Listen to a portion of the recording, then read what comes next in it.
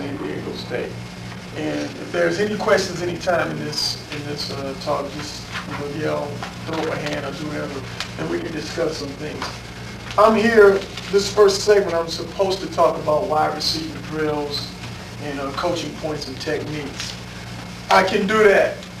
That's no problem. I have some handouts and stuff for you, but I would much rather service you and, I want to talk about drills. I got some stuff written up about drills, and we can do that, and I can kind of get through that, and we can go back and talk about anything that you want. I can list some things on the board, or we can, we can kind of stick to it, and I can spend a lot of time on some things. So if anything's unclear or whatever, just kind of raise your hand. I have some handouts here, and I'm going to pass out. Just what this is are wide receiver drills that kind of name drills, and I'm just going through kind of writing some things down that you can see this kind of step by step.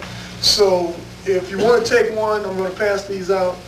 You can have one free of charge. It goes along with the clinic fee.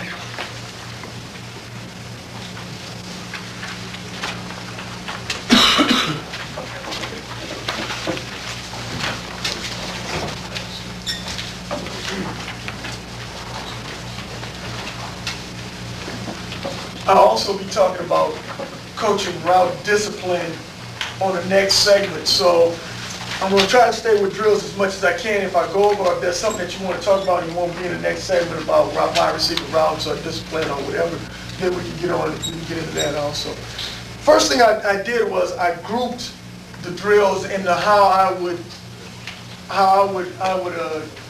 teach them. As a wide receiver, there are certain types of drills that you want to, certain things that you want to get accomplished. I'm going to move this out of the way for a minute so everyone can see. And then I'm going to refer back to it.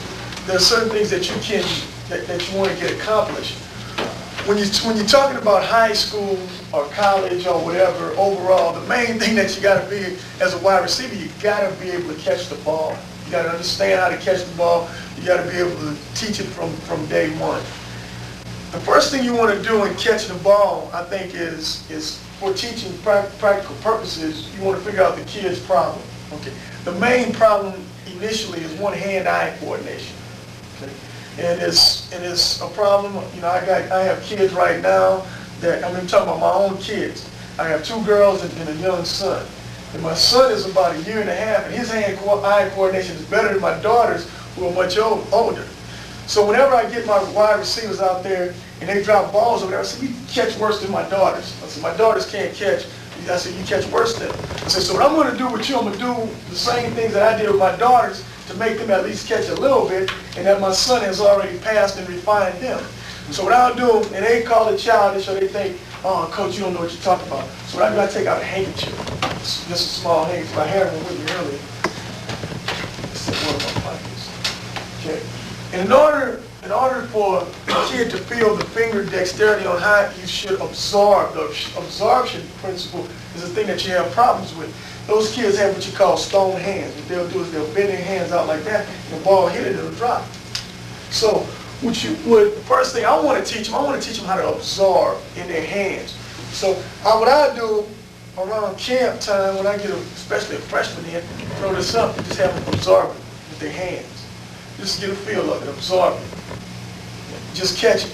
Now, what it's doing, this thing does 2 things, and this is for real beginner kids. It gets your eye on something that you won't fear. I would hate to have a young kid or a young wide receiver, first time he catch a football, bam, hits him in the face. And it's over. They won't be a receiver because they're going to fear that thing. The next thing you want to do is you want them to watch the path of the object. And this is not like a football, because the football will drop straight to the ground. The next thing you want to do is you want to teach them, like I said before, absorption. And this is not with your hands, it's with your fingertips. And that's what you catch the football with your fingertips. So as they begin to catch it, I tend to move on. And I tell them, I say, okay, now since you got that mastered, I want you to make a triangle. And if you notice how football is made, it has a point and it has threads going around, it's kind of an oval shape. So I have them make a triangle. And they'll make a triangle in their hands and they'll stand up like this. And we're going to see some of this in a minute on film. And they'll stand just like this with the triangle. And the ball will fit in the triangle. And as they catch the ball will cover, their fingers will cover the ball. And that is how initially I teach wide receivers how to catch a ball in the triangle. The eyes are always inside the triangle, and what they do is they catch with their fingertips. There's a difference in just the mindset of what you're listening for. What you want to listen for when a young receiver is catching a ball, you want to listen for the tick, the tick, the tick sound. You don't want to listen for the thump, thump, thump. That isn't right. So if you got a kid who's pretty smart, you say, okay, this is what I want you to do. I want you to listen for a tick, tick, tick, tick, tick sound. And every time the ball is caught, you think tick, tick, tick. That kid's doing it right 9 times out of 10. He probably won't drop very many balls. Now, when you start hearing thump, thump, thump, you say you got a problem. You start catching the ball with your fingertips. That is how you handle most objects. I'll take this pen out. You're going to handle this with your fingertips. You're not going to handle it with your hand, portion of your hand. And that's kind of the same philosophy of catching a football. So as we get on, we go to drills. Okay, the first drill I have on here is stationary drills. That's just a drill standing stationary. And the first one is right shoulder, left shoulder. But before we even get into right shoulder, left shoulder, what we do is we start playing what I call pepper. And in the pepper drill, we stand 10 yards apart. And you're going to see a portion of it on the video. And what we'll do is I have them hold their hands out inside of the triangle. In the triangle, the other receiver is 10 yards away, and he's throwing the ball at him as hard as you can. And what they're doing is they're just absorbing and tucking and watching the ball in. The focal point of the drill is they are going to watch the tip of the ball.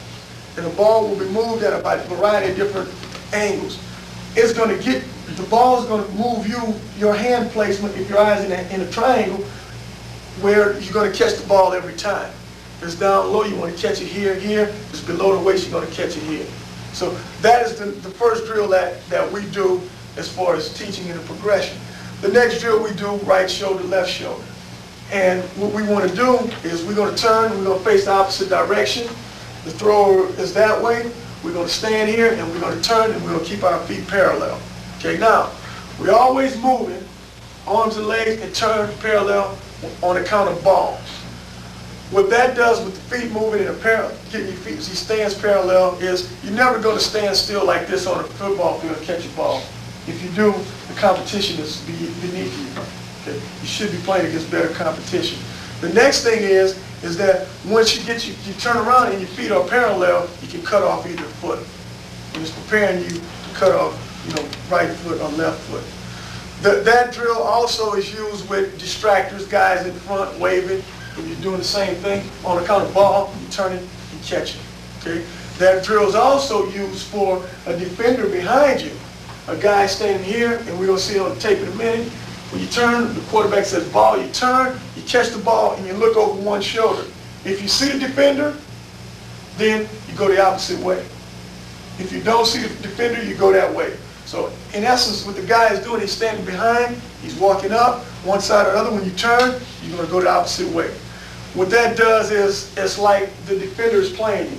And it's teaching those kids after you catch the ball, just turn it upfield one way or the other. You're not going side to side, you're not throwing jukes or nothing. You're going to beat the defender. You're going where the defender is not.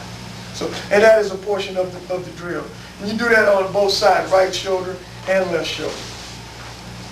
Okay. And also you do that from the side, on the sideline. Quarterback's over here, you're working on the out pattern, same thing. Straight ahead, ball, turn it looking back to the quarterback. Hands always in the triangle. Same thing moving, then you can do it a little moving with the silent, excuse me. You yell ball already in the air? It depends on the caliber of what you're teaching. Initially, I would say no. I would want them to follow the flight of the football from the quarterback hands all the way through. Now, I'm going to get to a point in a minute. As they get good, you want to make sure every time that the ball is out of their hands.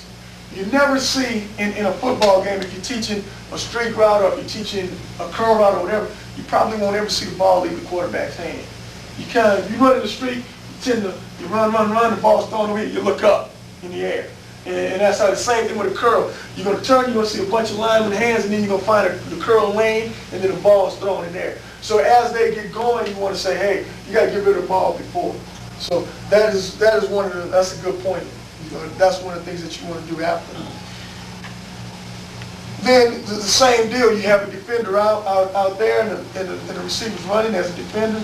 He's Johnny, ball. The ball fake, you turn, you catch the ball.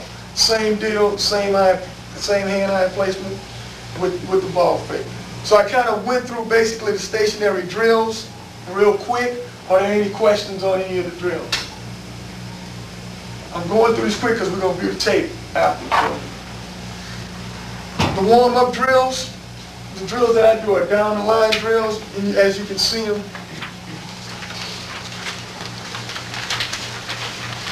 Well, they aren't exactly on here. They're on, those drills aren't on.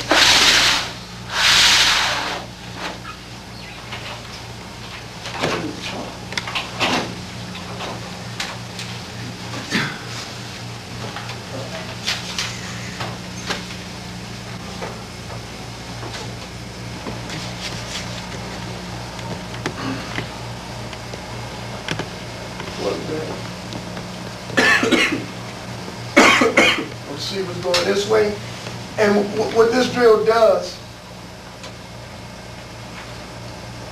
one of the philosophy behind this drill, it has the receiver running in a straight line, just straight down the line. He's always on the line, and what he does is he runs, and the ball's thrown, and he's going to look up and catch the ball. That's all it is, just a warm-up drill. Drill to warm him up, catching the ball. It's nothing big. What he does, like I said, keeps him going straight down the line, and he does not do this and fade for the ball. And we're going to get to that in a minute. He does not run like this. You want to always make sure the receiver is pumping his arms, moving his arms and legs to the last possible second, and look up. That's what you're looking for in that portion of the drill. The next portion of the drill is the same thing. You do the same exact thing. You're running down the line here. You catch the ball with one hand. And it's just a hand-eye coordination thing. He's straight on the line. He's fading the ball with one hand. The next portion of the drill is the back shoulder or behind, ball thrown behind the receiver. The quarterback throws the ball behind the receiver. It's teaching the receiver to turn and track the ball and catch the ball behind him. Okay, so he's running along, the quarterback throws it, the ball will be thrown behind him. Curtis, on that one, do you ask the receiver to open the hips and continue around, or just to try to adjust back and keep him straight line? I always tell the receivers to adjust back because I want you to square up the defender. I want your shoulders always parallel to the defender after you catch the ball, as much as you possibly can. So it's here, and then it's here. I don't want to waste time turning too much, squaring, or losing sight of the defender. So that portion of the drill, and this is warm-up, but those principles kind of carry over. Okay. The next one is the low ball drill. You throwing the ball low, just running down, low ball. You should never dive in a warm-up drill. I mean, because you're not warmed up, and that's where you pull a muscle. Just kind of going down and catching the ball. And that drill should be done towards the end of it because that's where you're going to do the most bending with the latter two. And the last one is just the over-the-head streak drill where you're throwing it. This is done in about a 10, 15 yard area. Just lobbing it up and letting them catch the ball over the top of their heads. Okay? And the ball should be thrown as they're looking straight ahead and let them find and adjust the ball as they're running.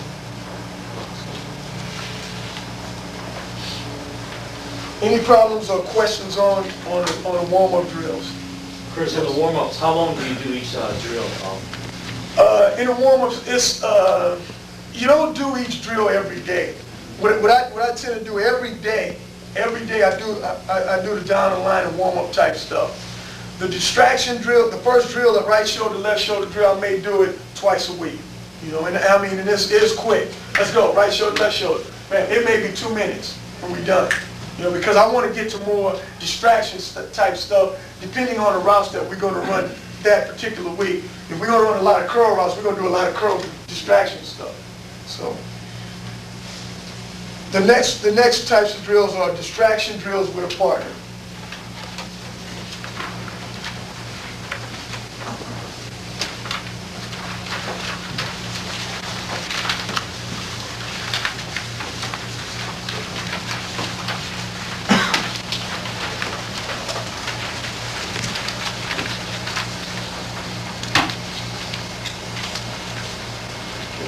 The guy who was catching the ball, right? The guy who's catching the ball is always inside. This guy is always outside. Excuse me, this is the distractor.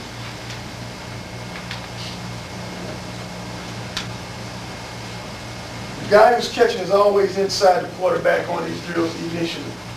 He will be holding the shirt of the receiver. And the part of the mindset is that you're going to get pass interfered all the time, so you got to catch the ball anyway. It doesn't matter. You know, I don't care if the guy's hanging on you or what he's doing. They're going to do that. So that's part of it. And you want somebody in your face. So what you want to tell the receiver is what he's going to do is, guy's going to hold on to his back. He's going to run, cut him off. He's going to cut him off. He's going to cut the defender off. He's just going to run to the ball. The defender will hold the ball. When the receiver looks back, the defender is taught to look back, just like a defensive back. And what he's going to do is just going to raise his hands. The receiver's going to adjust to the ball. The ball's thrown behind him. The receiver's has to go up and get it at his highest point. If it's thrown in front of him, he should run away from it. That's just a street distraction drill.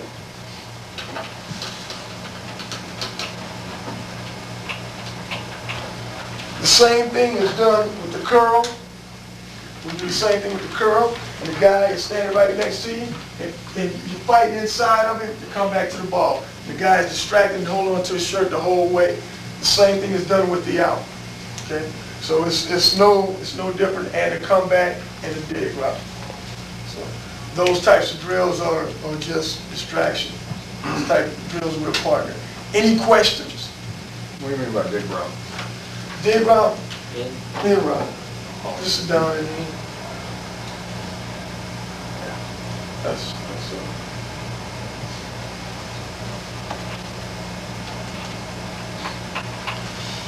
Okay.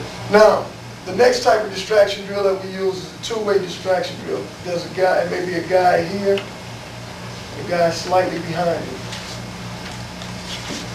Quarterback is here. Receiver there. Receiver will run to a certain point and get in between those two guys, and you'll distract him. On the comeback curl, the ball's thrown in here, these guys are just distracting him.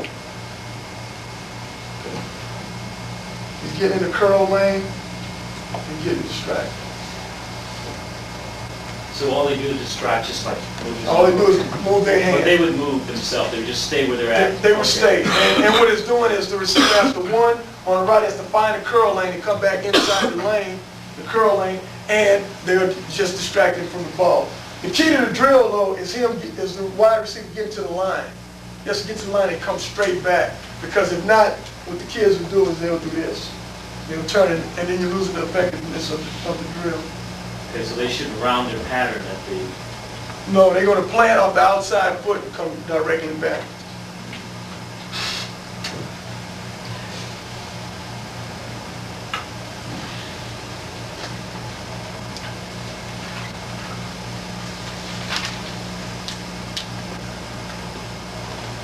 And we do the same type of drill on the dig route. Or the end route with three guys. This receiver is running upfield. He's going to run to a certain line or cones. What I'll do, I'll put cones out here so they don't drift. So it doesn't lose the effectiveness of the drill. They're going to come straight down the line here. Those three guys are distracted. Quarterback can throw it in that hole or he can throw it in that hole. Either one of the two holes. Now, do you work these drills with your quarterbacks, or do you throw the ball? With the quarterbacks. What we'll usually do, we'll get a quarterback in our individual period if they may be over with the tight ends, and we'll get one of the quarterbacks, and then halfway through they'll switch, and then we'll come together with the quarterbacks at about the last 15 minutes, and then we'll have them to do. We have our route period. So the drill period that we have is about 10 minutes, and we'll go through certain drills each day.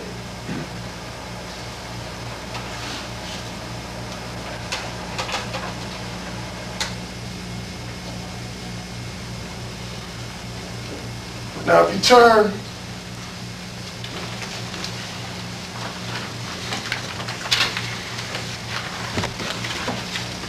your page of routes to the back to the last page, it'll tell you the other distraction drill that we use, and I like this drill because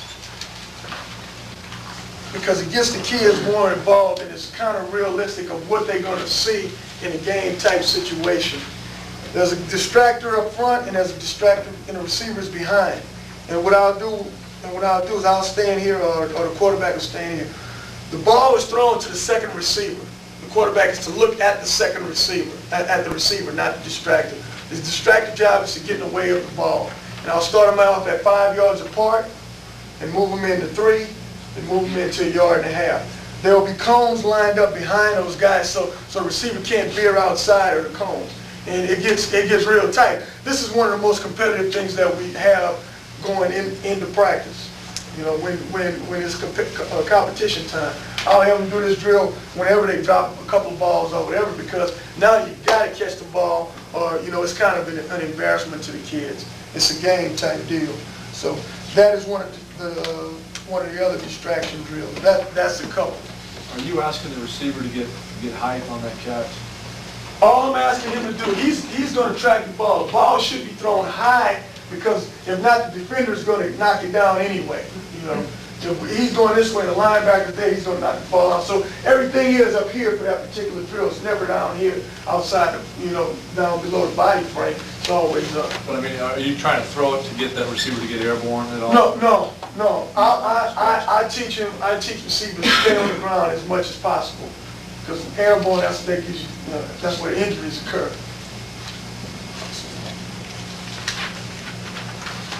Now we're going to go back to the drills with center of gravity.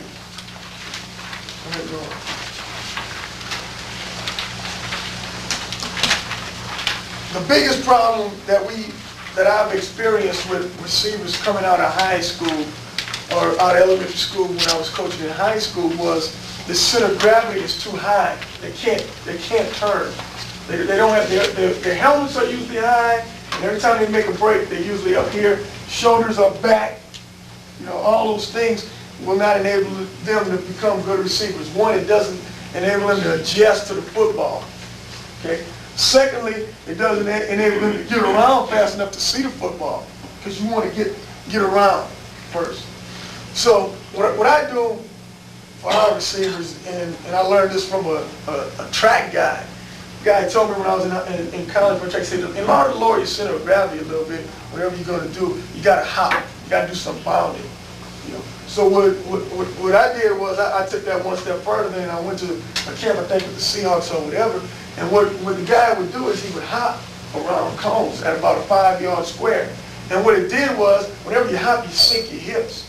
And that's the problem, and I noticed that is the problem with most of my kids. They don't get their hips down to get in and out of a break, so they can't be successful.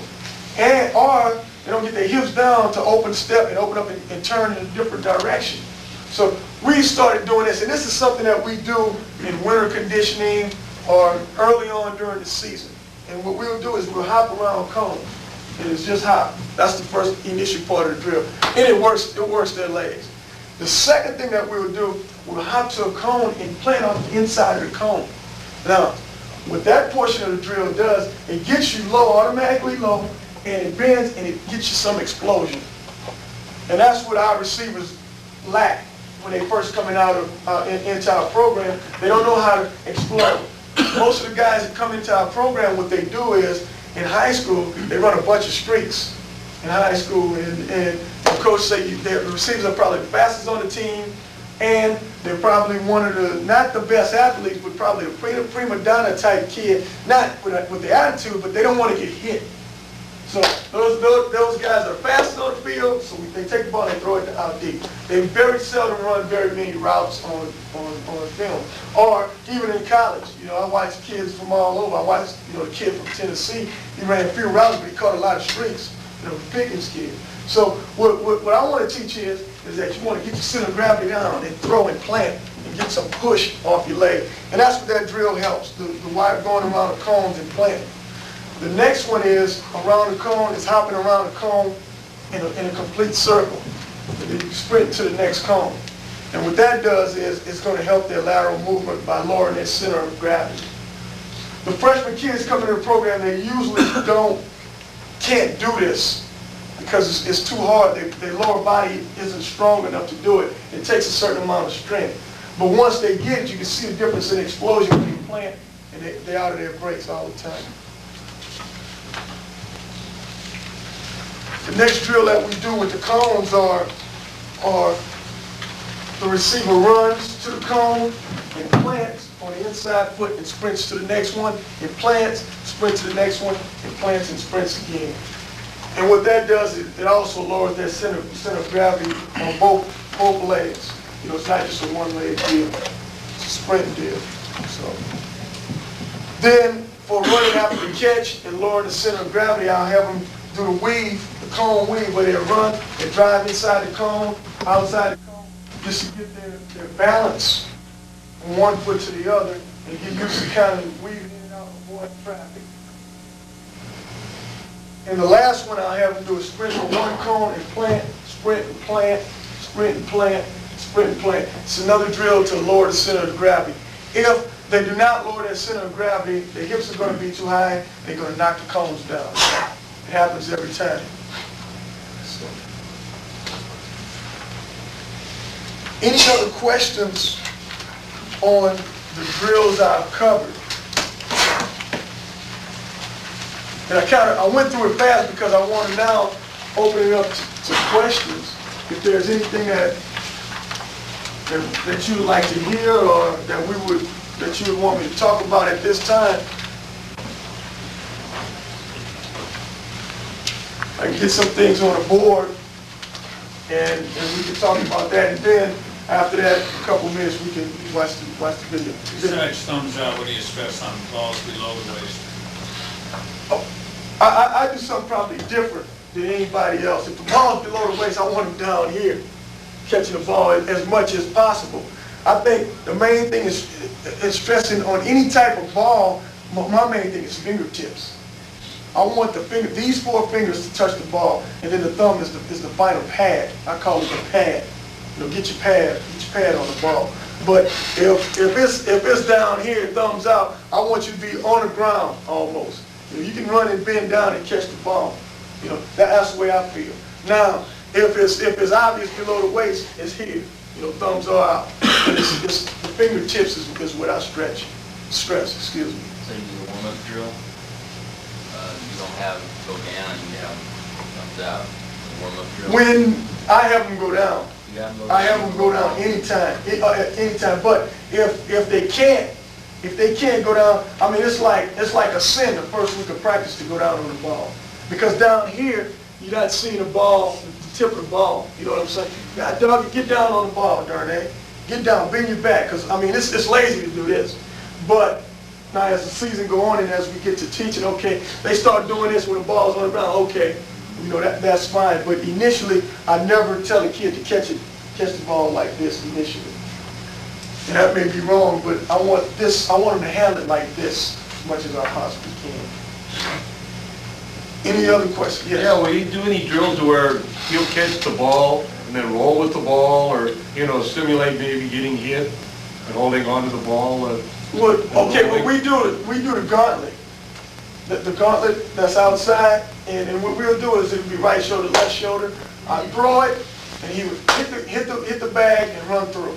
Hit the bag, spin, and run through. And that's just culminating things that I'll do if a kid fumbles one week. And I say, okay, we got a problem with fumbles. You know, those are things that I tend to kind of reward them with not doing. Okay, you guys didn't fumble this week, so we won't do the gauntlet this week. And they love that. Yeah. But the first time they fumble, or the first time we drop a pass when the guy's around, then we'll do drills like that. Or I would just line them up. I mean, if I have a problem with them, you know, not protecting the ball in practice or whatever, they would line up in groups of, you know, in 3 on each side and do the same thing, and they'll get hit. And then what I do the same thing and line them up from the side, and have a guy holding on to them. You see, like this, and he's planning to run through the gauntlet, and the kids are pulling on the ball. You know, we do that sometime also. How do you specifically coach someone receiving the ball over the shoulder? I always have you catch the ball with I tell them that when you're running, you want your outside hand up to receive the ball.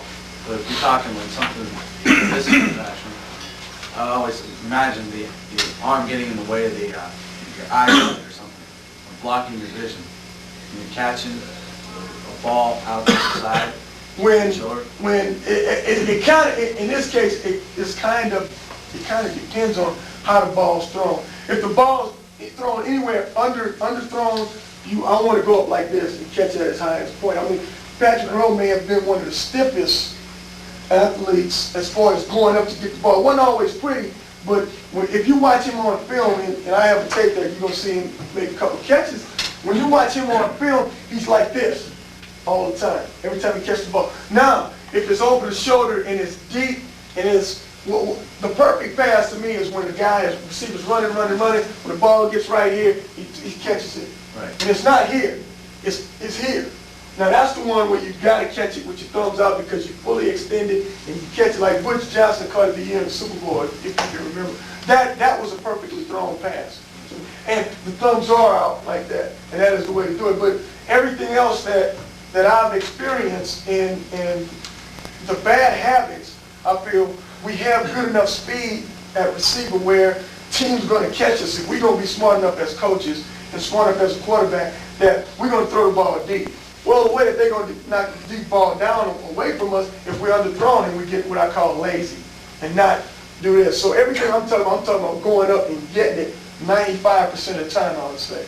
You know, because we outrun more balls. Now maybe not with McGuire, but we outrun more balls than underthrown or overthrown. Any more questions? Yes. How do you feel about a 2-point stance as opposed to a 3-point stance? Oh, you get into my next talk. No. But okay, the reason why I much rather 2-point stance because when we run a quick passing game, and what we do is we throw it to the guy who's open. Sometimes defenses will play jump defenses for you and they'll line a guy up outside leverage. For instance, our team, our defense, they will play a technique that they call outside man on our inside receiver. Now I'm not taking a shot at the defense, don't get me wrong. I'm going to tell Barry. He knows. So we in this formation. They'll line up there, what they call their dime here, corner here is outside. We can say here, they're going to funnel everybody inside. That's the philosophy of the defense. Well, this guy's outside. He'll get sloppy with his leverage and get outside a whole man on our receiver. Okay, we're going to throw this ball uncovered right there and make him make the play. Now, from a 3-point stance, that's not very practical because we're here and we got to come up. There's no target from a 3-point stance. Now, from a 2-point stance, quarterback's over here. We're already up. Inside foot is always inside to the quarterback. Inside foot's always up. Our first step is right here. And we get it and hope we can split this. We hope we can split this guy. And it has happened a couple times. It happened a couple of years ago against the Air Force. We did the same thing. So that's one of the reasons why we use a 2-point stance. Yes. Why do you use your inside foot? The inside foot is up because, one, we feel like on the uncovered, we can get our numbers around to the quarterback. The other way, we open here, and our first step is planting off this foot. It's more practical to come here. And then now you close towards the quarterback. Back is kind of turned. That's one reason. The next reason is our routes time out, not counting the steps, are better, more consistent with the inside foot rather than the outside foot. We also do a lot of blitz adjustments with this guy. It's the same deal. The inside Standing foot. tall, you got a little flexion. He's down like the stance. I'll go over the stance with you. The way I teach the stance, I said, okay, all I want you to do is just fall forward. Fell forward. That's where he landed, right here. That's where my stance is. Now, the knee is slightly bent. The back knee, leg is slightly bent. Toes are digging in the ground for explosion. He's here. You're about shoulders length apart, or you either fell over this way or that way. And his arms are up here, ready to catch the ball anytime. So you're just rolling over on your foot. Just rolling over. It's just roll, that's all you do. And it's just natural. And they'll adjust their stance, depending on, like I have a kid the fastest kid on the team, Keith Williams, he's down here. Which is fine because he's an outside receiver, and the only time he'll get it uncovered is that look, and he'll have enough time to get up. He can almost get in a three-point stance, you know, however he's going to do it, and get up. That's how low he is. Is he a freshman or? He's going to be a junior. Beat Patrick in the conference championship last year. The next thing about a two-point stance opposed to a three-point stance is the bump coverage, which is, what I teach against bump coverage is you come together with your feet parallel. Now, the defensive back is down low, okay, and he's down here, and you're down in the stance, then the first thing, all you can do is go one way or the other, depending on what foot is back. You can't come parallel because your momentum is forward, because that's how you teach the stance. You know, forward momentum, you want to push off. A guy in bump coverage, and we do see a lot of bump in our conference because, you know, the whack, everybody want to throw the ball. So what happens is once you come out, your first step is here, the guy's bumping you. And our quarterbacks are telling, if a receiver doesn't get off clean, you go to a different receiver. So what we do is, we got the two-point stance, we come to here, getting off the bump coverage, parallel. And it doesn't matter to us. I'm going to get this thing right once and for all. I'm just going to bring the eraser over here.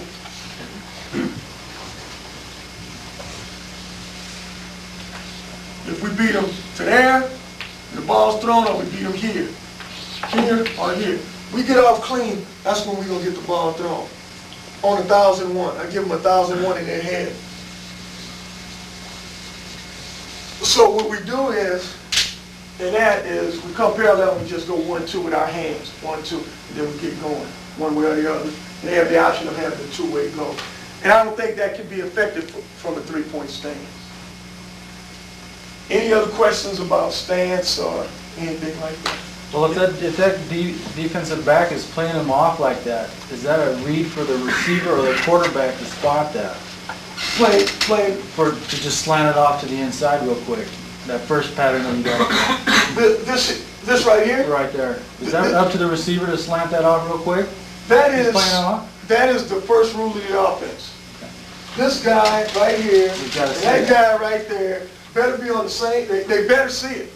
Are they going to be over there? You know, that is the first rule of the offense. Throw it to the uncovered guy. And to us, that is, anybody who's removed the body length is uncovered.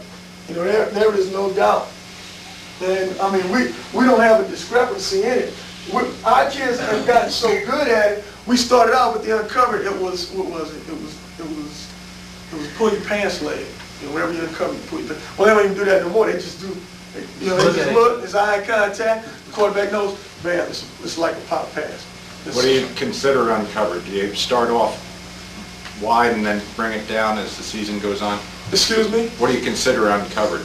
Do you Uncovered to us is anybody remove the whole man body length. You know, and I'm terrible at drawing.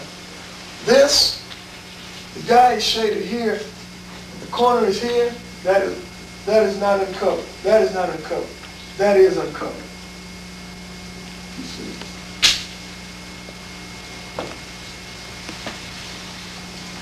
You have that man come off when he's uncovered, how much under control is We got to the point, initially, what we did, at first, we did this. Just kind of, just kind of walked off almost and wanted to get involved. But what we were getting was, we were getting a 5-yard gain and a headache for the receiver. So now what we do is we tell him, you're going to sprint, almost a flat sprint. He's going to do this and hit you on the run. So what teams want to do, if they leave you uncovered, say here, they want to, as soon as they see quarterback ready, they want to rally to you, and they want to knock you out. So what we do is you just going to come slightly off inside or outside, get the guys in here and uncover, and just go run straight up the field. And we usually get 6 or 7 or 8 yards because we are moving, and they don't take shots at the wide receiver like they did. They turn their shoulders right away when they're open? Right now, it's like this. It's like right back to them. And opposed to this. See, that was about the speed that we did it before. It was real slow when the quarterback would come up and he have a nice big target. Well, now, quarterback doesn't get his hands on the threads or anything. It's like, I'm throwing it now. Any other questions? Yes, sir. When you get a freshman receiver in, what kind of things do you do to drill a plant step or a break step prior to a plant step? Okay. I mean, I know you went over the cone drill, but like, we're talking a guy that's right in, you gotta teach him some brand new, you know, which is obviously something we should be teaching prior to the time we get to you. But how would you teach, what kind of progression would you go through to teach a break step and then the plant step? The thing, I guess I'm a big cone guy. You know, initially, in the first day, the freshmen hate me because I do this one here. You go to here, you plant here, you go there, you plant there, you plant there, plant there, and you do the same thing the other way. That's one, because it serves a purpose. It's getting in their head power. You know, if you're ever a weightlifter and you go out there and you bench press, and you might bench press your first 2 weeks, and you don't really feel how to get the power, to get the bench off you. And then after a while, you start feeling, oh, now I'm starting to feel the bench. Well, that's what this drill does. The next thing I do is I would line a cone up. Say we're running an out route. Put one here. I would have the receiver run the out pattern, plant, and it's teaching them, like I say, the plant, and then it's teaching the route, the actual depth of the route, and everything else. And that's that is a little bit past the first day. That's like the second or third day. But that is something that I do in spring ball. I'm going to end up doing it probably Monday or Tuesday, doing the same thing. Do you consciously teach them to break step on the step prior to the plant step? No, I don't. Just too much teaching time? No, it's just, I want to do everything fast as you can. I think if you have anything, I have some weird beliefs about receivers. I mean, guys listen to me sometimes, they say, what the hell are you talking about? Okay, one, in a receiver, I don't want them to break down because everything they do, I want them at the same level. You understand what I'm saying? I don't want them here running, and I don't want them down here running. I want them to run here, I want them to plant here. I think when you teach a break step, I think you tend to go down, and then you plant, and then you go. I mean that's what I think. I would much rather see them going fast, and almost stop, and then plant, and then go. And the concept is to get the DB thinking you're going deep every time. You know, I'm going to run by you every time. And, you know, it's not pretty. You take a Willie Dog guy, he run around, it's not pretty, but it's effective because the speed thing, and then I'll work it in. Okay, now it's time on your plant. Now you turn your foot slightly inside. And so what that's going to do, that's going to enable them to get out around quicker. And so then, Patrick Rowe and Murray Harris, they figured out, they're like, oh, my foot should be there, now I'm around already. So you incorporate a little bit of a foot turn? A foot turn on everything. If this is the defender, and we're running the inside breaking route, your foot's going to be turned, and you may just head up with the defender, but your foot's going to be turned like this off the defender. What do you do for a guy to teach that? I mean, that's obviously an instinct thing. But when you start the route, you put a cone there, and you have to hit the cone. He almost run into the cone or a towel. It was told to me a towel was better. Put a towel there, hit the towel. And the towel, this is the towel. Okay. I mean, that is the angle of the towel. And so then his foot is with the angle of the towel. And what it also does, I mean, it's kind of a natural thing. If that's the cone, I'm here, I'm right there, I'm going on the curl, my hips are automatically open. And that's the problem. And sometimes I would do the towel and the cone. When you come, you run here, and you got to touch the cone, and then get around. Because that's when the guys are here. And you see that. And it's going to help the receiver to get his shoulders down. I mean, the problem that you have is guys are here instead of being here. Now you can turn either way, and the defense doesn't have a clue on which direction you're going. What about arm action going down? You know, a lot of times those receivers will cut and throw an arm up before they make the move, and smart Okay. DBs will read that. Exactly. In the first day stance and start, on the stance, and I kind of incorporate a little running period in there. They may just sprint 20 yards from the stance or 10 yards from the stance. What I tell them to do is guys would run and do things like that. Get your elbows in, basically. You know, I just tell them, hey, you gotta get your elbows in. Now, even through the plant, they always keep your arms going. And you're gonna see it in a minute. Those arms will be going. Another thing that I teach that's a little different is that, like this step I talked about, when you're here, you get ready to step, you snap your head around before the plant step. And it gets your body around quicker, but what it also does, it gets you back, your eyes on the ball. Now, when you're here, now you're already adjusting. It's like in your mind, you're saying, oh, I gotta adjust here, because I see the ball from a greater distance. So, and that's another first day thing. Head snap. You know, you're getting ready to run it. They're still running. Those guys are still running to the plant step. They say snap. And then it becomes apparent as it goes on. You see them, they're gonna do this. And then they'll snap their head around. You know what I mean? Then they'll cut the body to come around. And the guys who start to snap their head around quicker usually play quicker. And I take, you know, and I say it because I remember the first day when the freshmen were in, Ray Peterson and a DeAndre Maxwell had a real problem with snapping their heads around. Whereas during their scout, by the second day, he had it all figured out. He was like, I'm almost running like this. I said, okay, Donnie, now I know you can see the route, where you're going. Now let's get to the 14 yards, or 16 yards, or 20 yards. And that enabled him to come around a lot quicker. He didn't drop as many balls because he saw the ball a lot sooner than everybody else did, those other kids. So, any other questions? Release techniques? Okay, release. And we, like I said, we see a lot of man. And I've experimented with a couple of different techniques. The one technique, like I said earlier, if it's a roll coverage or if it's a cover 2 or whatever, what I would tell the receiver to do, you come into the defender, and if it's this close, you want to get, and this is almost impossible. You want to get to the point where your arms length apart and come parallel. And we get out and we break down and release like that. So one day it may be, you know, maybe this close, or backing up, and I get to here, and they got to break down, and they have a two-way go. They never stop though. I mean, I want you to understand. It's like it's one way or the other.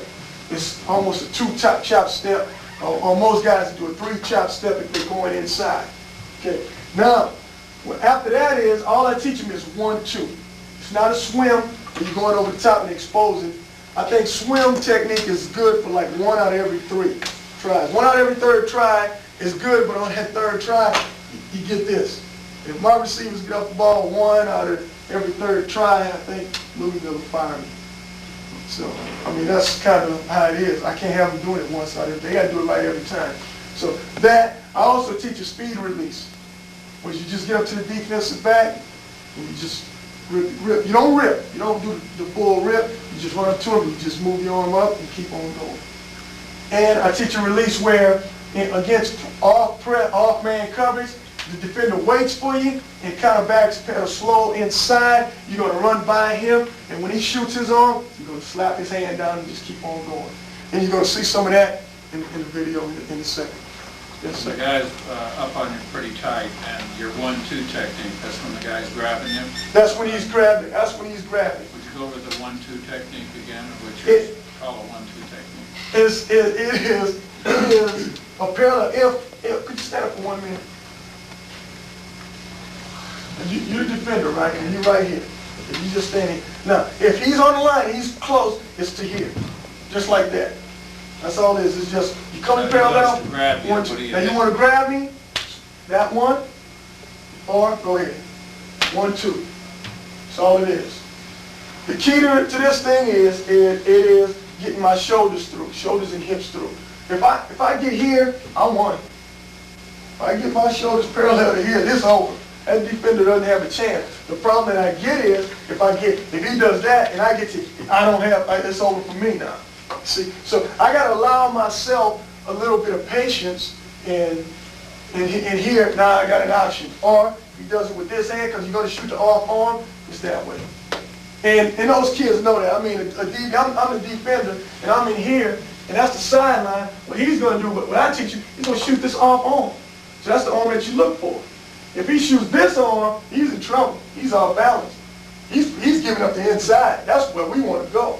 So, I'm gonna think, man, I'm saying, okay, we know that they don't want to let us inside. So what I'm gonna do, I'm gonna tell the guys the opposite. Okay, we're gonna come into him. Now he's gonna shoot that arm, so you can just knock it down, or you can do a 1-2. Now, like I said, if you clear me, you just gotta knock it down. That's it. I got you. And you're gonna work on the top. Now, if you're not, and you're still in indecision, you go 1, 2, and wrong one first. Oh. 1, 8, 9, you got it. So and that's about it. And with Patrick, and I don't know how much bump we got on the tape. With Patrick, I told him, hey, you 6'1", you 200 pounds. Every DB that's going to cover you is probably going to be smaller than you. Just run through him. Just get down there, and you see him, you look him in the eye, and you just come on, and you just get some, because he has gotten his center of gravity down a lot. And you get down here, you just rip right through him. And they didn't bump him after the beginning of the season. They never pressed him. So that mistake you made that you said you used the wrong arm, what was it? Because that's obviously a common mistake. Okay. I should have used this. Right, he should have used that arm. Because you see that? I'm already across his body. Now, if he pass me, then I can use that one. I mean, and that's sixes. But it may win a game for you. If you got time to teach that little thing, and that's something that before the game sometimes you see guys in the back of the stadium, and the guy asks me, but you guys mess around too much in the back before a game. What are you doing? We doing 1-2. Before the game, we in the end zone, the guys are standing, they shooting their arms, they going 1-2, and guys, hey, CJ, what's going on? I mean, you get ready to play on ESPN, you play at the University of Miami, and you got your guys over there, playing handsies, fancy. I said, well, hey, that's what we doing at San Diego State. We just play handsy pansies, And that's what it's for, getting in their minds that, okay, Miami's covered too, and they gonna jam you. Okay, so we got to do a little bit of 1-2 before the game. So, any other questions on any of that stuff? Where were the arms again, in the stance? The arms are here, okay, are here. Now, They're level. they're level, and the reason why they're level is because they're easy to go here. The reason why they're high, because you can knock anything, any momentum, because as you plant, you're going to drive off anyway. I mean, that's just, that is a running technique, but you here, and you go in here, and you're coming on. The receiver's always on their toes in their stance. You don't teach them to be loose down here. No, I want them up there. I don't feel that there's a use, because when you run, you got to come to here anyway. Why not just have them already up here and ready and waiting? What kind of blocking techniques do you use? Blocking. I kind of fell into this technique when my first year here at San Diego State. I coached at the University of Idaho, and the guys had a certain amount of intensity for blocking. They would bet pizza or whatever, or beer, whatever they bet, that, hey, I'm gonna knock this guy from Weber State down more times than you are. So I never really had a problem. But when I started out here, I had a receiver by the name of Robert Claiborne, who was one of the fastest kids I ever been around, but he hated to block. But he was a starter, he was a good player, but he hated to block. So I tried everything. I told Monty Givers, hey man, you gotta get him to block, or else I'm gonna lose my job. And so we went back and forth, back and forth, back and forth. So finally when I told Robert, I said, Robert, this is what I want you to do. Just get in front of him. I said, and that's when we had Darren Wagner and Tommy Booker and all those things. I said, look, those kids are explosive. Just get in front of him. So that week in practice, all he did was, on running plays, he just ran in front of the DB and just stood there. I think Robert didn't have the biggest heart at the time because he lacked self-confidence. So he just stood there and mirrored, but the kid had good feet. So first he got up, he was real high, and he would do it. I said, nah. I said, look, Robert, just think about your hitting position. If you like this, I said, so just kind of do the same thing. Just kind of bend him and just get in front of him. So he said, okay. So he did that the first week, but he still didn't make very much contact. Now, I said, now let's just think about this thing. I said, now look, Robert, and this was all done one-on-one with him. It wasn't in front of the rest of the players because he's the type of kid that would get offended by that. So all I want you to do now is, if they attack you, because what teams started doing, what the guys would do is they would run up to him because they knew, I guess they said after watching the film, Robert's not going to block me. So what teams would do, they would run a guy at him. And so he would just get in front of him and get knocked down. I'll say, so that's okay, Robert, if you see that guy attacking you, you attack him. I said, just get in his way just enough. And so what he would do was, he would do it, and he started getting confident because when guys would attack him, they would look and read the play, and they would attack him from a standstill position. And he was just as fast as them, so he got pretty good at going at them when they ran at him. But that was the only thing he had to look for. So then what they started doing, they started juking him, taking one side or the other. So when I said, Robert, just move your feet, and all you got to do, when they take that side, you're going to cut them off. And you're going to just push it, just like an offensive lineman. The elbow's got to be in because it's not only, you're just going to push them away to the foul. Whatever side they decide, you push it. So he did the same thing. So then he got pretty good at that. So he thought he was a pretty good blocker. But what teams would do was, he didn't grasp when he should stop. I said, treat it just like you're running around. When you get about arm's length apart, you stop. Or if they stop. Whenever they stop, whenever they backing up and you see them stop, that's when you stop.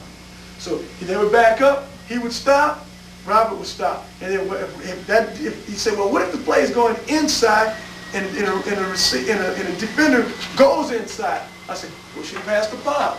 Our running backs are good enough where they can see what you're doing and you can just push them past. So he started doing that. So then it kind of got to the total picture and they would just stand there and wait for him. So then what he would do was, I told him, I said, look, when you wait, when you tie them up, you block them, if they're still standing there, go 1,001, 1,002, then drop and roll.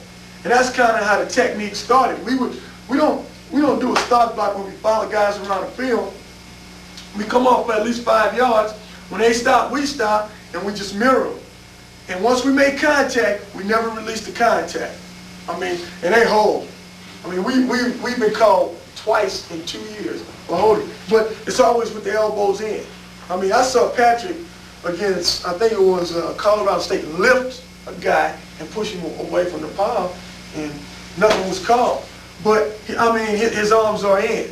And I'm not saying that you're going to get away with it, but, I mean, if you do this, I don't see how that's a problem.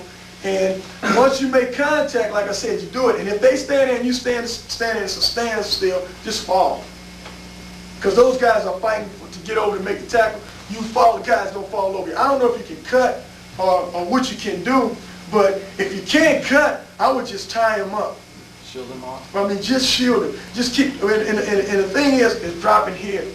You know, everything that I'm going to say is, I think your hips are very important in getting them down here, getting in a good football stance and getting the zenny knees. What about sending the guy in motion and cracking back on a defensive end? Can you use that? Yeah, and what I do is, and that is timing. That is to the spot where he is going to be.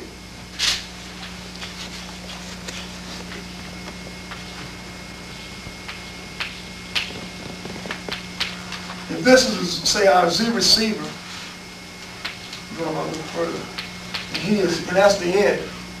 He's going to come up the field on a motion. We know that, and we are not going to that point. We're just going to the point at the head of the offensive tackle. And that's our aiming point. And a lot of times they close their eyes because they see a big guy, but that guy never sees you. Because we did some of that. But I mean, that's kind of, I think, the key to cracking and being under control. Now, the difference is,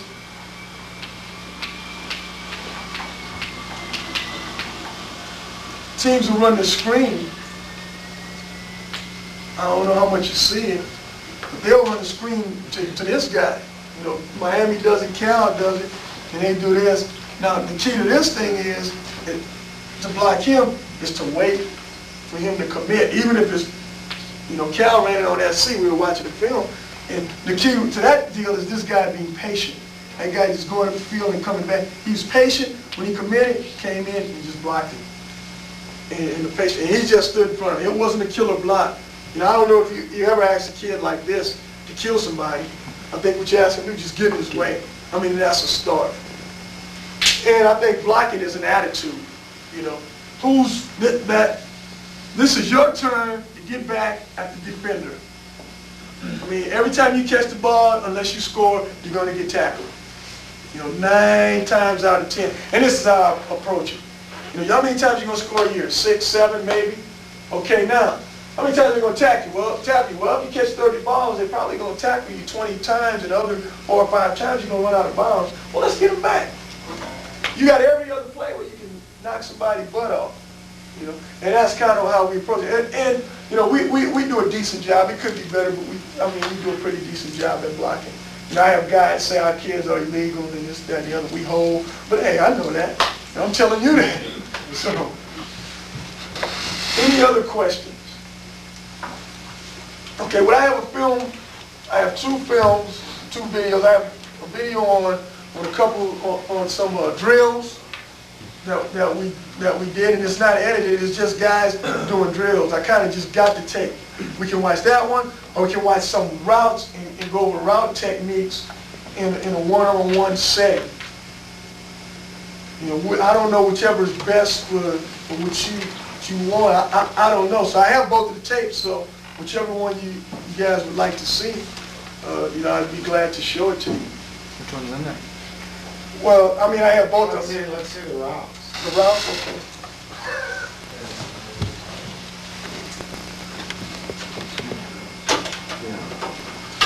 The thing that I think you're gonna see most are the kids with the leverage, and what I'm trying to get across is keeping their hips down, and getting in and out of a break, and you're gonna see some real explosion. And the guys that are covered, most of the time in a one-on-one situation, are going to be younger guys, because it's figured out that one-on-one, the offense does have the advantage. You know, as I hate to say it, the offense has a big advantage.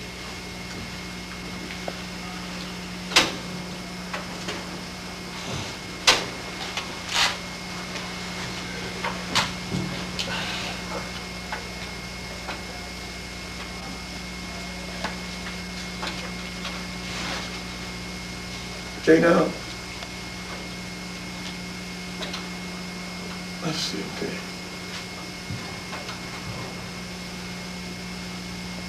He's just a little too wide on his release. He's working to get back inside and coming out the break. Sprinting. I mean, arms always moving in and out of his break. Same thing here. I never teach leaning on the guy. Whenever you lean on a guy, you're wrong. But the hand, once the hand is placed on him, he should knock it down, or attempt to. You can see that at the end.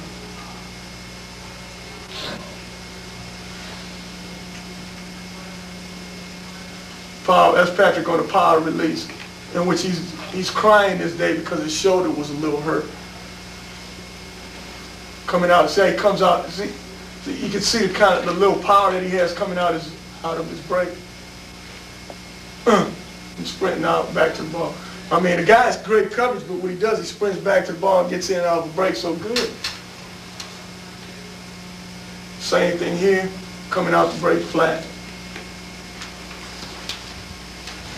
Avoids it, straighten the guy up. That's another good point. On certain routes, we don't have a route depth like this one. He goes upfield and waits for that guy to turn and go that way, then he comes back to the ball. Then he breaks away. There's a hand, there's a one-arm placement right there. Just the arm up, huh? He hasn't beat. See, he doesn't even have to do that. He can run by him, but he's so conscious of being coached to do that. There it is, it's up, he's by him. It's over. Now what he does, and as the tape go on, you're gonna see he looks too soon for the ball.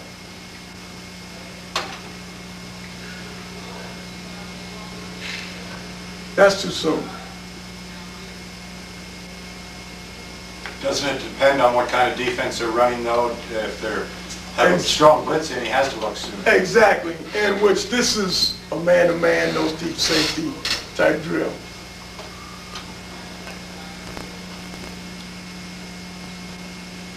let him see.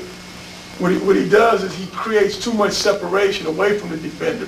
He avoids him too much. He's a young kid, not disciplined in his routes. As the tape go on, you're gonna see he's gonna get a little better. Typical jab step. Shoot your arm, I'm gonna shoot mine, and run away from you.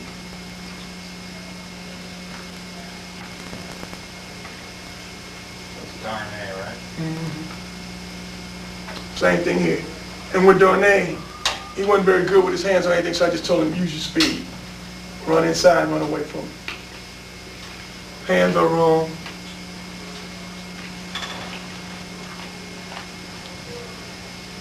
Same thing there. Now he comes, he's a little too soon. He comes parallel against the press. See, the defender backs out of there. He shouldn't have parallel there. He should have got into him. Now the DB can cut him off. Well, that's not a very good route. I mean, he has to be more disciplined up the field.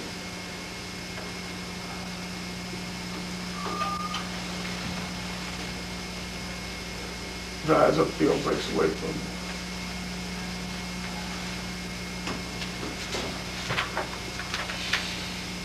Same thing here. Guy that doesn't want to shoot his arm, but he does the right thing. He comes parallel right now, and I'm gone.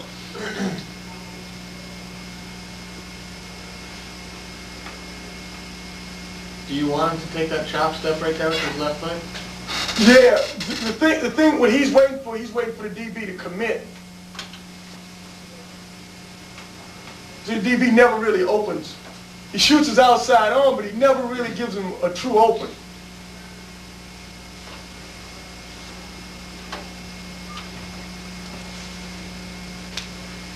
If he was intense in doing it, he would have got by the guy because he would knocked his arm down, and it would have been, I mean, he would have ran by him, but he wasn't very intense that time. Now, that's a common problem right here. The receiver, watch how wide the receiver runs. Fading away from it. As he fading away, now the DB's using the sideline as his 12th man. He can't get to the ball. He can't get back inside. So you want to stay on his track. You have a rule of thumb, how far you want them to stay away from the sidelines? 5 yards always. And it's going to be relative to where the hash is. The sideline does moves, so does the hashes. Same thing here. This kid always reaching out for it. You don't have to reach for it. It's going to happen for you. That's depending on the pattern, though. Exactly. Now this is what I'm talking about. Chattering there. Right. That's the step you're talking about. This kid does it, and I don't really want it. Just stop and come back. Instead of just planting and going. Yeah, he should just plant. Well, I mean, he's showing some force coming out the break. But some of these kids don't have the force yet.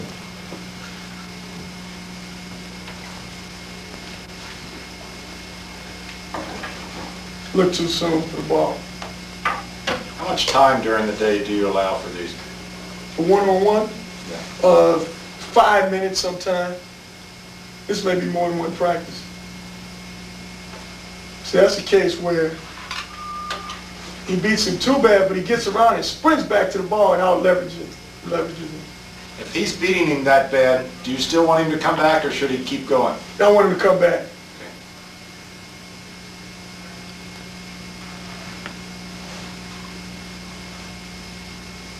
Same thing, now he got caught. He got caught inside. He wasn't very patient. You teach the wheel coming back underneath on that? The only reason why, pause. The only time you turn your back is when a guy, like you the defender, and I want to turn my back when I'm like this, when you're overrunning me, like you know the play. You know the play already, I'm going inside, and I got you, and I'm going to turn my back. Otherwise, I want to straighten you up and look for that arm. The only arm that, if I'm going this way, the only arm that can get me is that one. I want to, and that's what he didn't do. What he did was, he did this and peeped inside too soon instead of just doing that. Come back to the 1-2 and go in the opposite direction. You see? And that's why I don't, because if I turn my back and I'm in this position, you got me, you know, my back's exposed.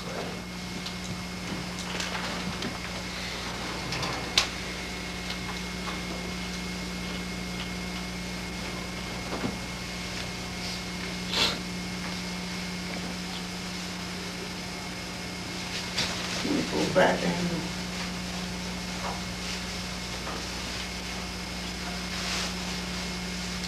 Same thing, see, Patrick's a little stiff coming out, but you can see the power as he does.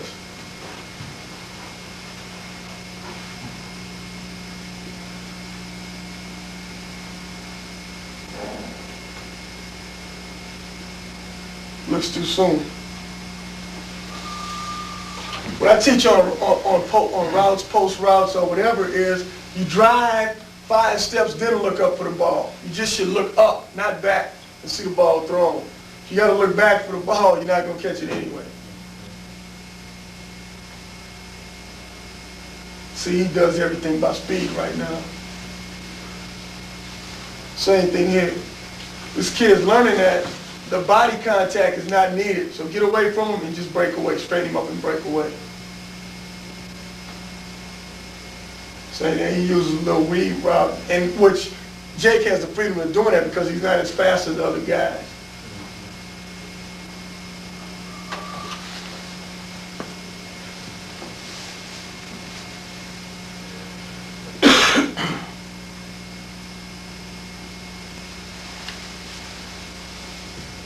Is Patrick the only one you're losing this Patrick, Merton. This is a good example of how to step, plant, get out of it, and sprint back. Patrick and Merton. I thought Darnay was the best receiver last. I'm not commenting on anything like that. I'm just watching the film. This is a senior receiver. This is why this kid's better. Okay, now watch. He's running a post route. He has a guy beat. He's going to drive. Now he's out of camera sight. Now he looks. Yeah. You see the difference. Flat route, huh? Flat drives him upfield and breaks away as soon as he straightens him up. Is that the route where you have like no depth, it's just up to the receiver? Exactly, up to the Once you receiver. get the, Once you get him to turn, then you break away from break him. away.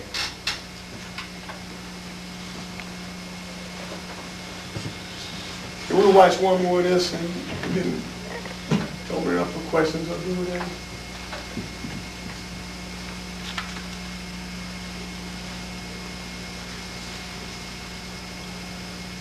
I mean, notice the hand. He's almost awkwardly stiff in a way, but his hands are out away from his body.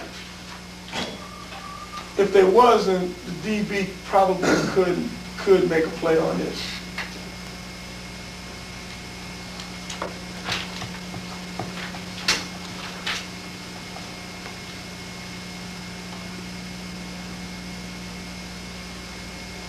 Nice job going back to the ball.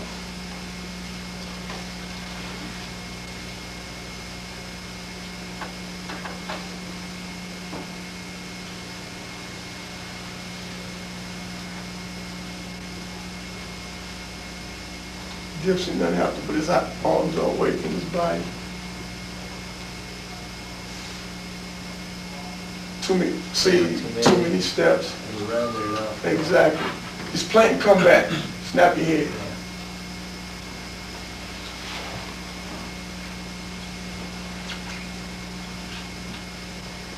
Beat him across his face. That kid's gonna be real good.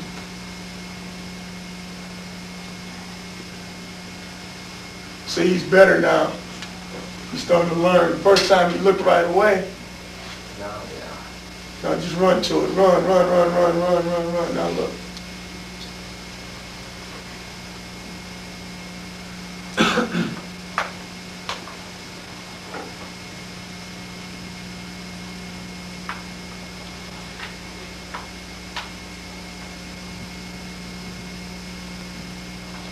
Sides exposed. Should shoot his arm with sides exposed.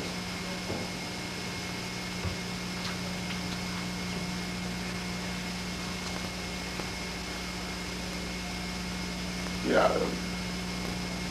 See, a year ago that kid didn't have the push to get out of it. Anything else? Any other questions, comments, or anything? Your whip technique. He just comes up and throws it up here. But he's trying to avoid contact. Avoid contact. That is just a balancer.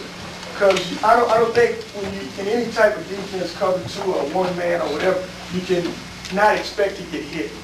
You know what I'm saying? If there's a DB in your face, you're going to get hit a little bit. And what he's going to do is, if I'm running, and he's going to, if I'm running, he's going to throw me off. But if I do this, maybe I can ward it off and just get right on Either arm?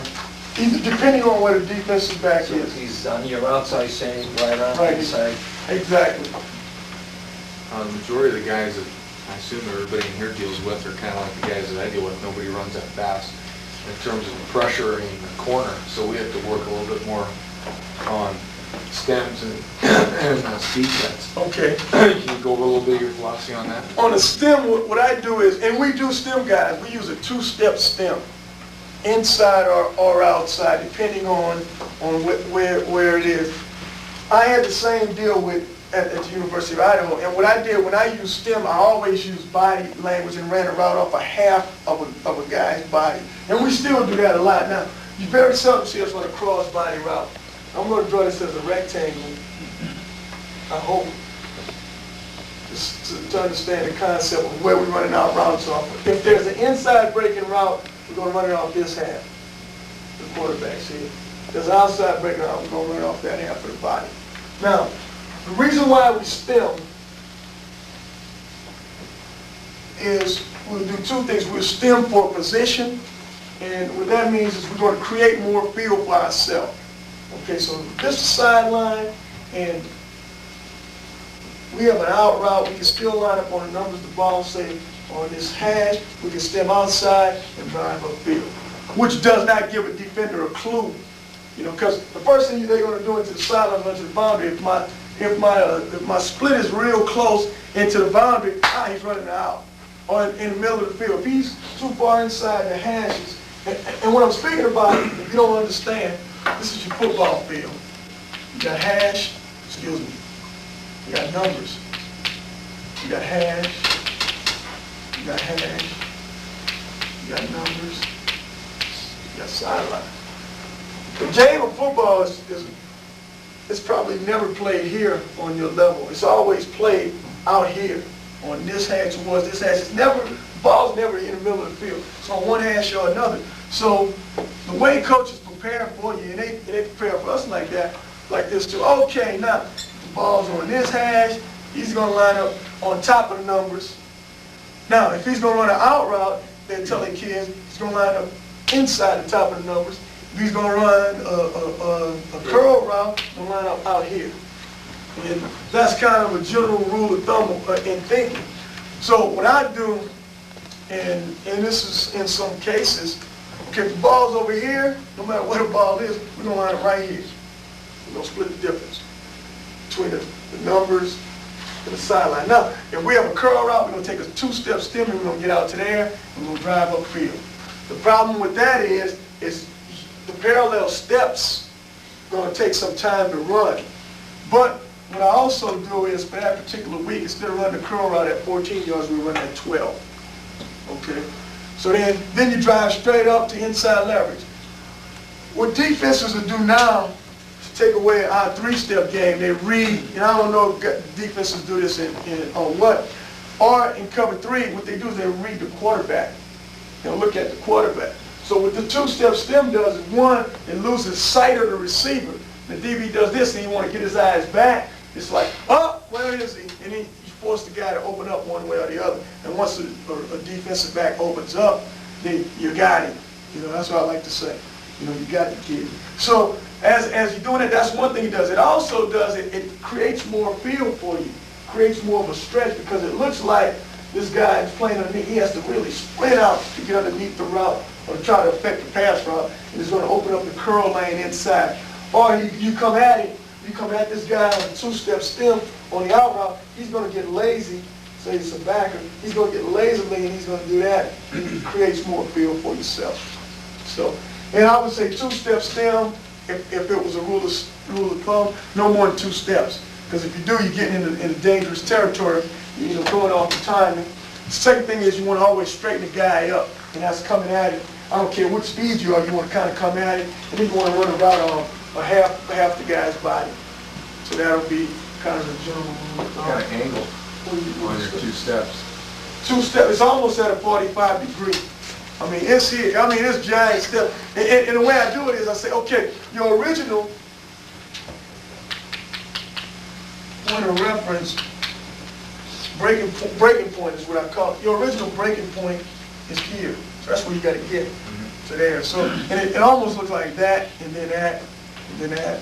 And that's probably how the route would look. And if it was an out route, if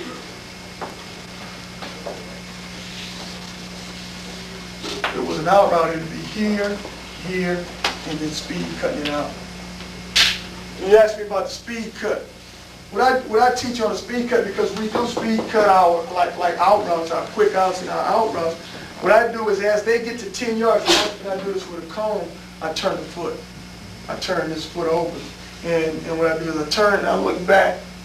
And by the time we break it off at 14, we get to 14, we're around it. I would dip, with the younger kids, I dip the outside shoulder on the turn. As they're going out, I usually dip here. And that's just initially, to get their head around, because for most of those kids, that is an awkward angle coming from here and looking back and the ball's coming at your ear hole. And it causes problems in adjusting to the ball. Yes. You're getting their inside foot at a 45-degree angle, and then coming and dipping and coming around. Then coming around, it's like this. It's here, I'm there, and then I'm right here, and I'm dipping, I'm going straight outside. How about throwing their inside?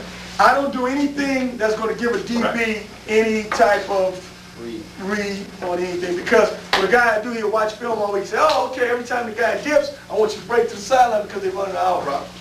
So it's always in tight, elbows always in tight on everything. Anything else? Any other questions, comments, problems? That's all I have. Here we go.